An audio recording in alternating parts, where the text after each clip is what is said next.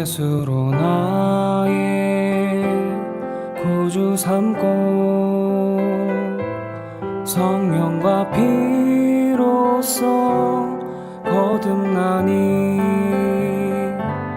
이 세상에서 내 영혼이 하늘의 영광 누리로다. 온전히 주께 맡김내어 사랑의 음성을 듣는 중에 전사들 왕래하는 것과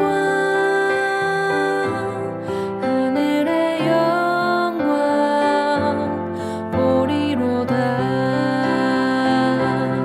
이것이 나의 간증이요, 이것이 나의 찬송일세. 나 사는 동안 끊임없이 구주를 찬송하리로다.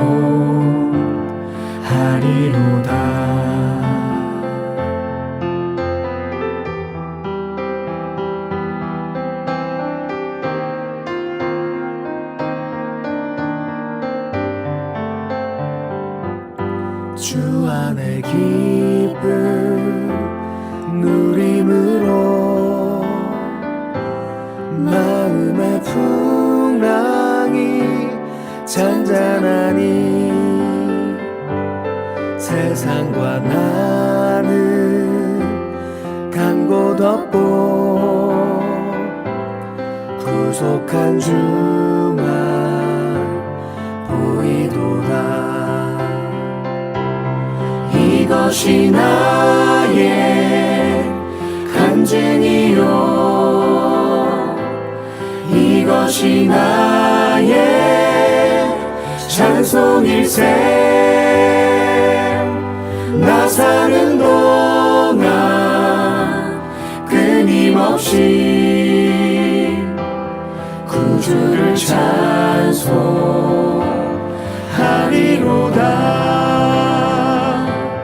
이것이 나의 간증이요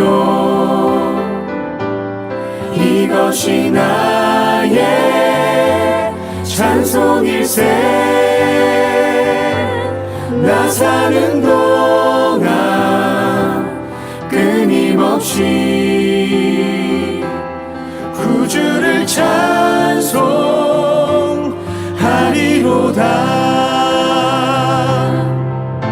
이것이 나의 간증이요 이것이 나의 찬송일세. 나 사는 동안 끊임없이 구주를 찬송하리로다.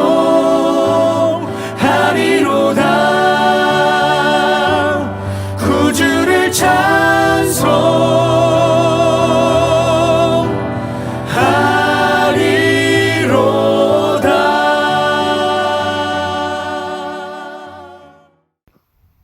오늘의 말씀 신명기 29장 1절로 9절 말씀 봉독하겠습니다.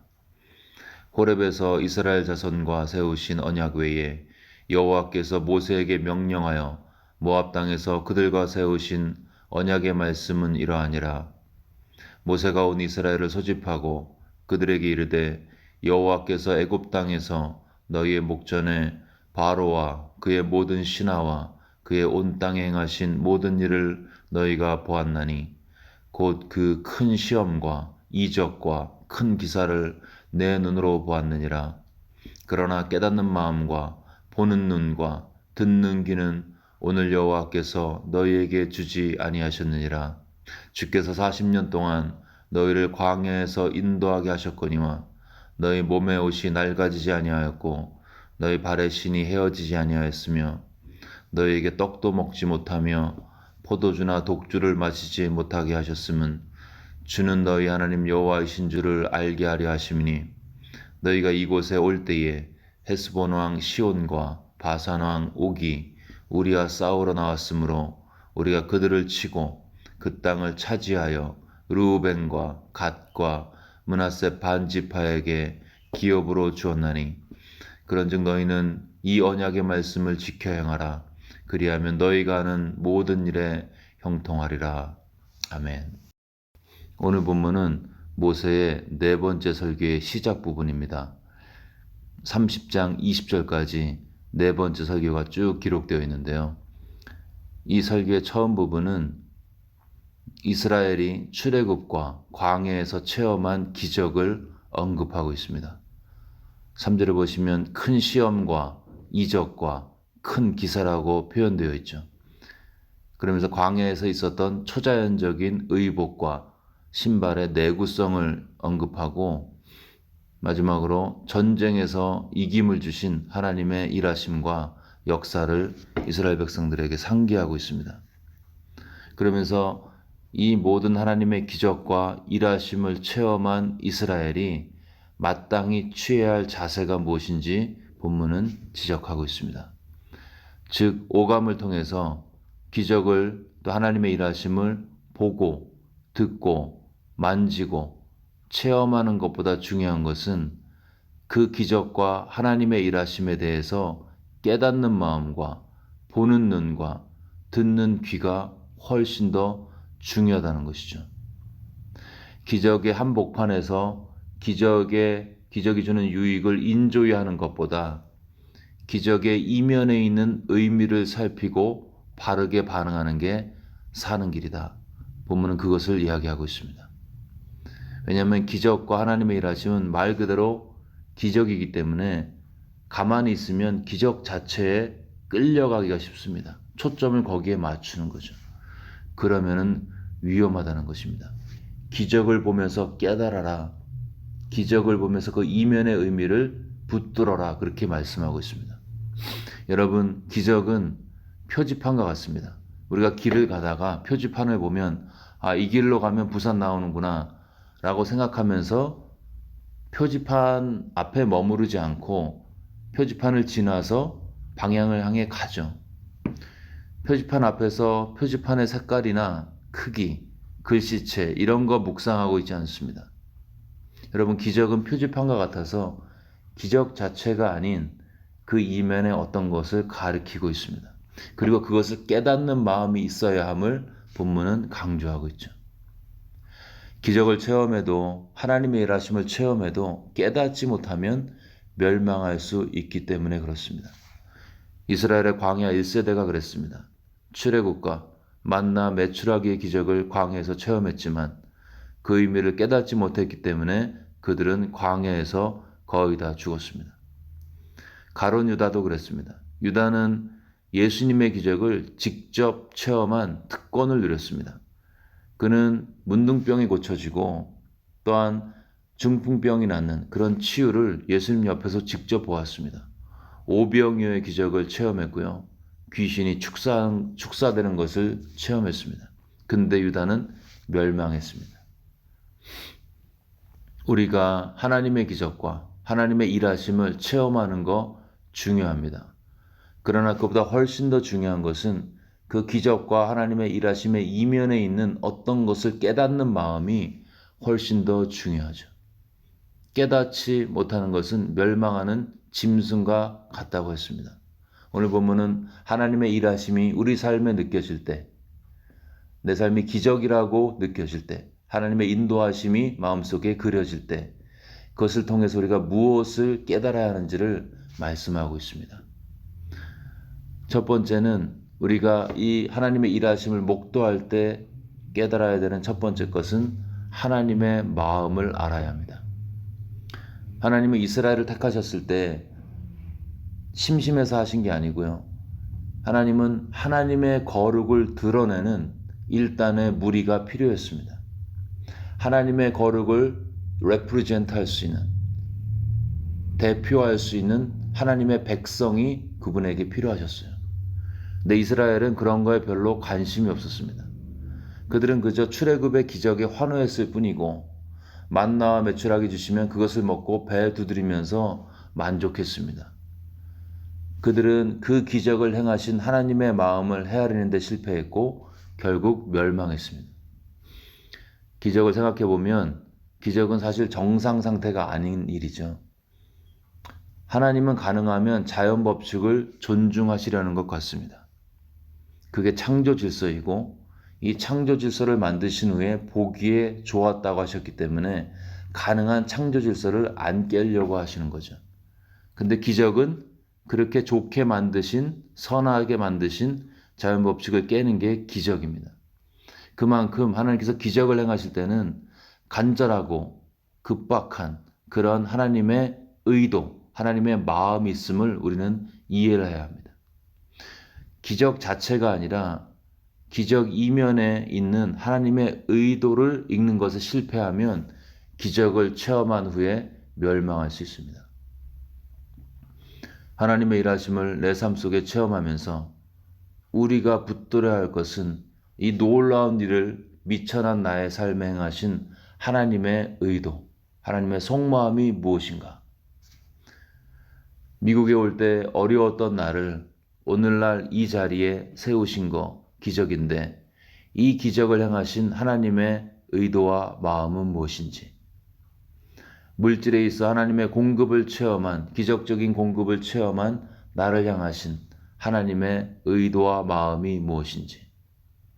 영어도 잘 못하는 나를 모슬렘과 힌두교인과 불교인이 섞여 있는 RTP 지역에 보내셔서 그들 중간에 살게 하신 기적을 베푸신 하나님의 마음이 무엇인지. 우리가 인생을 돌아보면서 만일 나의 삶에 하나님의 인도하심이 기적이라고 생각이 든다면 우리는 이 기적의 유익을 누리는 데 멈추지 않고 이 기적을 행하신 하나님의 마음을 분별하고 순종할 때 그때 승리할 수 있습니다. 여러분, 내 인생이 하나님의 인도하심이라는 생각이 든다면 나를 이곳에 이런 환경에 세우신 하나님의 마음이 무엇인지 깊은 기도 가운데 말씀 묵상 가운데 성령의 조명하심을 구하시기를 주의 이름으로 축원합니다.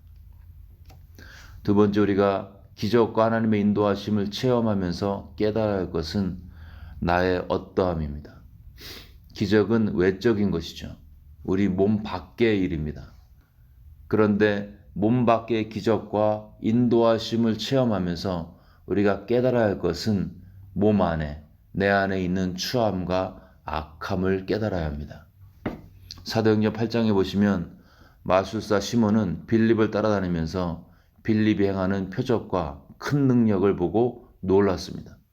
마침내 예루살렘 사도들이 와서 사마리아에 와서 안수했더니 성령을 받는 기적도 보고 더 놀랐어요. 빌립의 기적과 사도들의 기적을 본 시몬은 말합니다. 내가 돈을 드릴 테니까 이 권능을 내게 주어서 내가 안수하는 사람이 성령을 받게 해주십시오.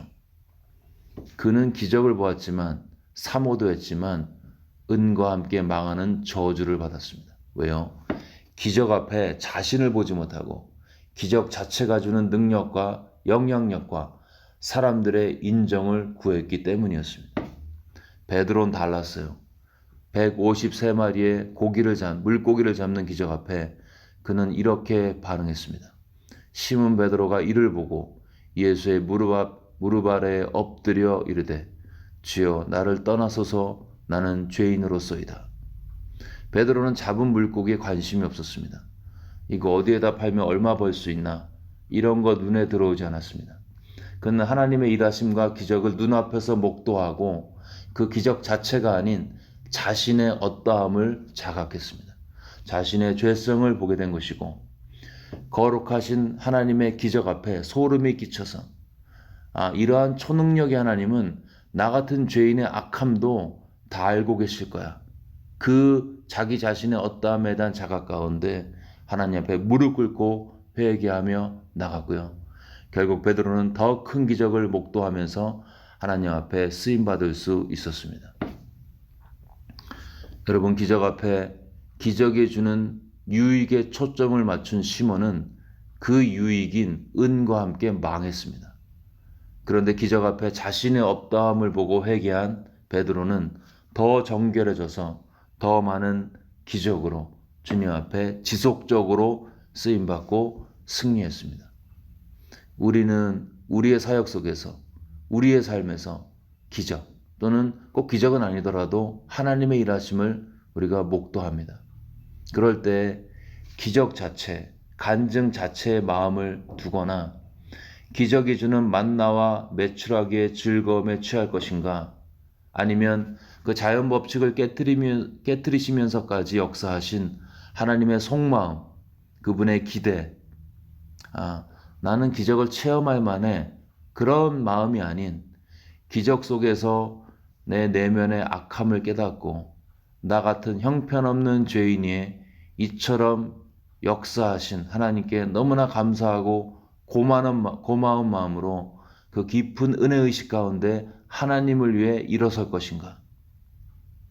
만일 나의 삶을 돌아보면서 바울처럼 나의 나된 것이 하나님의 은혜라고 고백되어진다면 우리는 그 받은 은혜를 인조히 하는 은혜의 소비자가 아닌 나 같은 형편없는 죄인에게 은혜와 기적을 베푸신 하나님의 마음을 헤아리며 감사와 감격의 마음으로 오늘 하루도 은혜의 전달자로 살아가시기를 주의 이름으로 축원합니다.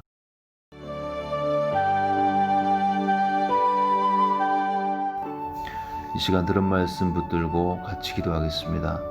나 같은 죄인의 삶에 행하신 하나님의 인도하심을 이 아침에 의지적으로 기억하시면서 하나님께 진정한 감사의 기도를 드리겠습니다. 또 그렇게 섬세하게 인도하셨지만 나는 신실하지 못했음을, 그럼에도 불구하고 나를 붙드시고 포기하지 않으시고 인도하신 하나님의 역사를 기억하면서 이제는 그 은혜의 기적 앞에 내가 정말 하나님 앞에서 그 은혜를 누릴 뿐만 아니라 세상을 향하신 하나님의 마음을 붙들고 세상에 하나님의 은혜의 메신저로 순종하며 살 수 있도록 그런 결단을 주님 앞에 드리며 우리 들은 말씀 마음에 새기면서 함께 기도하겠습니다.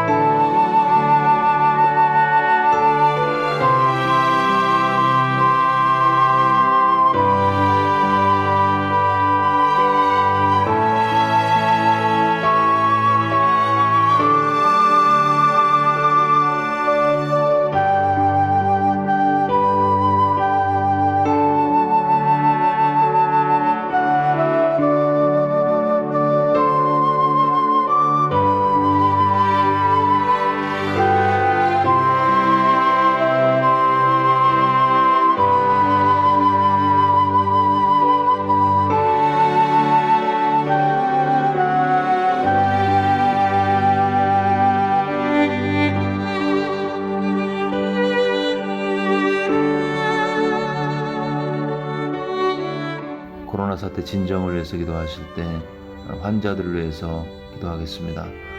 여러 가지 육체적인 연약함 가운데 그들 가운데 영적인 축복이 임할 수 있도록 용기를 잃지 않고 그들이 언젠가 들었던 복음의 메시지, 예수 구원의 메시지가 믿어지는, 가난한 마음 가운데 믿어지는 은혜를 달라고 우리 환자를 위해서 기도해 주시고요.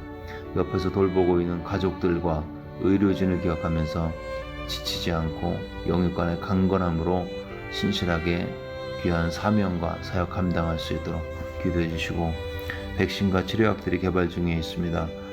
과학자들과 또 정책 당국자들을 위해서 함께 기도하겠습니다. 2단계 오픈 과정 중에 있는데 환자가 조금씩 증가하고 있습니다. 하나님 개입해 달라고 더 이상의 환자가 증가하지 않고 3단계로 넘어갈 수 있도록 도와달라고, 코로나 사태가 더 이상 퍼지지 않고 진정되도록 같이 한번 마음을 모아서 기도하겠습니다.